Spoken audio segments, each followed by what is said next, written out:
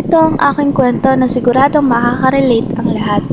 Ako po ay only child lamang noon. At ang aking magulang ay nag-ampon ng isang batang babae. Pinangalanan nila itong Stephanie. Napansin ko lang po sa aking magulang na simula nung dumating si Stephanie ay nasa kanya na ang lahat ng oras ng aking magulang.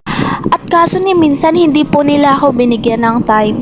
Pero po para sa akin po okay lang po yun. Dahil po alam ko naman pong paborito nila yung anak nila na yun. Minsan po umiiyak na lang po ako kasi naiinggit din po ako kay Stephanie.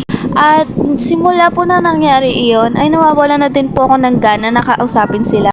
Sa tuwing nakikita ko na masaya silang tatlo, umaalis na lamang ako sa harapin nila. Napakasakit kasing makita yun. Habang ikaw, ayun, nakaupo ka lang habang malungkot. Ewan ko ba bakit may mga taong ganito, meron silang favoritism. At ito na lang po yung masasabi ko sa merong magulang na may favoritism na anak. Ang isipin nyo na lang po, mahal din po kayo nila para hindi na po kayo masyadong masaktan. Ayun lang po, salamat po.